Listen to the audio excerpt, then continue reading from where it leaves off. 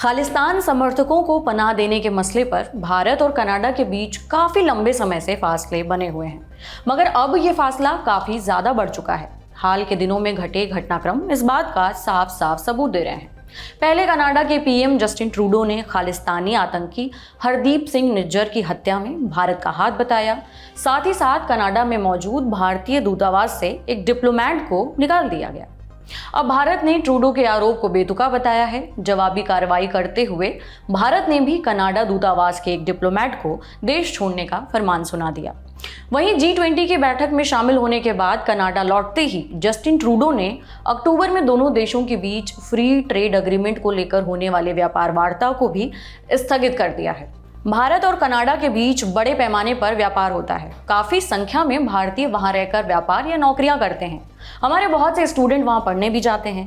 ऐसे में अब बड़ा सवाल ये है कि क्या दोनों देशों के बीच बढ़ते तनाव का असर दोनों देशों के व्यापार पर भी पड़ेगा। आज के खर्चा पानी में हम इसी पर विस्तार से बात करेंगे और दोनों देशों के बीच ये जो तल्खी चल रही है इसका आर्थिक मोर्चे पर कैसा असर पड़ेगा। नमस्कार, मेरा नाम है उपासना और आप देख रहे हैं दी लल्लन टॉप का डेली इकोनॉमिक बुलेटिन खर्चा पानी। भारत और कनाडा के बीच रिश्ते लगातार बिगड़ते नजर आ रहे हैं। कनाडा की सरकार ने अगले महीने होने वाली व्यापार वार्ता को टाल दिया है। ऐसे में माना जा रहा है कि आने वाले समय में दोनों देशों के बीच बढ़ते राजनीतिक तनाव का असर दोनों देशों के व्यापार पर भी देखने को मिल सकता है।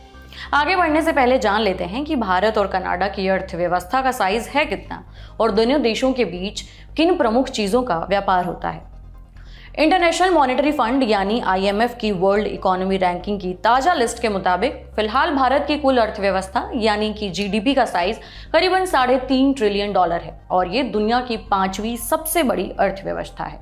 वहीं कनाडा की GDP का साइज है $2.1 ट्रिलियन और इस GDP के साथ ये देश 9वें पायदान पर है। अब जानते हैं कि भारत कनाडा से क्या क्या खरीदता है। भारत कनाडा से न्यूज प्रिंट, कोयला, फर्टिलाइजर, दालें, पोटाश, लकड़ी, माइनिंग प्रोडक्ट और एल्यूमिनियम जैसे सामानों का आयात करता है। भारत कनाडा से सबसे ज्यादा दाल की खरीदारी करता है।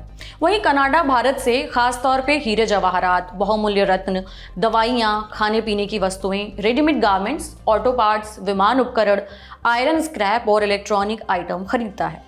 आंकड़ों के मुताबिक भारत और कनाडा के बीच आयात और निर्यात करीब करीब बराबर ही है। साल 2022 में दोनों देशों के बीच मोटा मोटी करीबन 66,000 करोड़ रुपए का व्यापार देखा गया था। वित्त वर्ष 2022-23 में भारत ने कनाडा को करीबन 33,000 करोड़ रुपए के बराबर का सामान निर्यात किया था, जबकि कनाडा ने भी भारत को इस दौरान करीब करीब इतनी ही कीमत का सामान बेचा था। आंकड़ों को देखें तो 2022 में भारत ने कनाडा से सबसे ज्यादा कच्चा तेल और इससे जुड़े उत्पाद खरीदे हैं। इस दौरान भारत ने कनाडा से करीबन 10,000 करोड़ रुपए कीमत का तेल भी खरीदा है।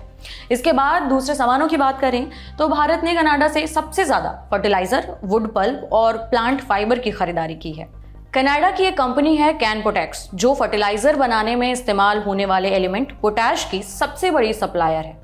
भारत की 3 कंपनियां जो पूरी तरह से फर्टिलाइजर के आयात पर निर्भर हैं, उन्होंने पिछले 3 साल में हर साल लगभग 15 लाख टन पोटैश खरीदा है। वहीं अगर भारत से कनाडा भेजे जाने वाले सामानों की बात की जाए तो पिछले साल भारत ने कनाडा को सबसे ज्यादा दवाइयां बेची हैं।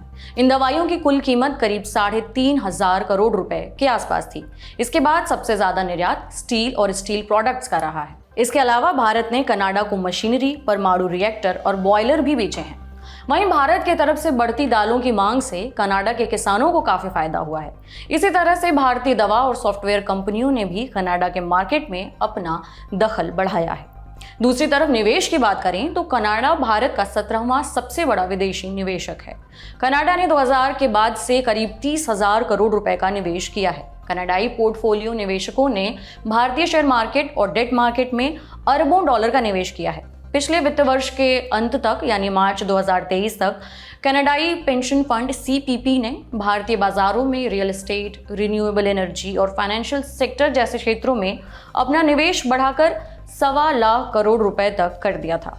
भारत में बड़े निवेश वाले अन्य बड़े पेंशन फंडों में CDPQ का नाम शामिल है। इसी तरह से कैनेडियन कंपनियों की भी भारत में तेजी से तादाद बढ़ी है। बॉम्बार्डियर और एसएनसी लेवलिन सहित 600 से अधिक कनाडाई कंपनियों की भारत में मजबूत उपस्थिति है, जबकि टीसीएस, इन्फोसिस, विप्रो जैसी 30 से अधिक भारतीय कंपनियों ने कनाडा में अरबों डॉलर का निवेश किया है, जिससे वहां हजारों नौकरियां पैदा हुई हैं। इतना ही नहीं, बड़ी तादाद में भारतीय छात्र भी कनाडा में अपनी पढ़ाई के लिए जा रहे हैं। 2018 से सबसे ज्यादा कनाडा जाने वालों में भारत के स्टूडेंट्स पहले नंबर पर हैं।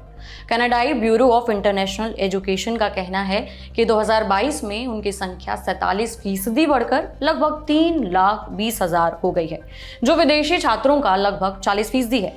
कुल मिलाकर कहें तो भारत व्यापार के मामले में कनाडा से कहीं कमतर नहीं है, बल्कि कुल मामलों में तो भारत का पलड़ा भारी नजर आ रहा है।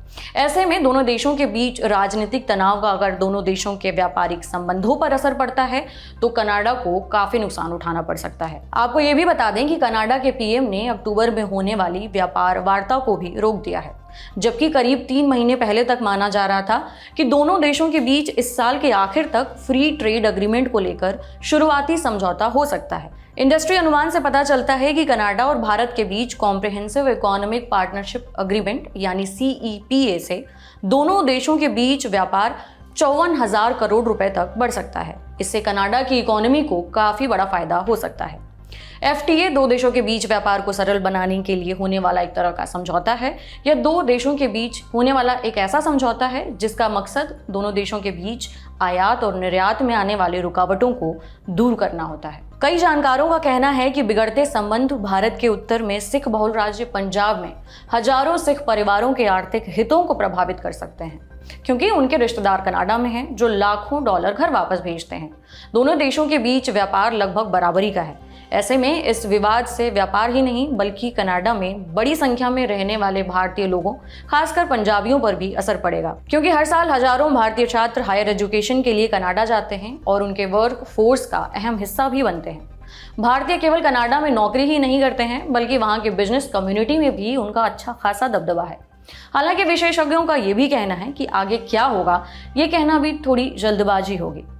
ये था आज का खर्चा पानी। ये बुलेटिन लिखा था हमारे साथी प्रदीप यादव ने। आप अपनी राय यहाँ कमेंट बॉक्स में जरूर दें। अगले एपिसोड तक अपना ख्याल रखें। शुक्रिया।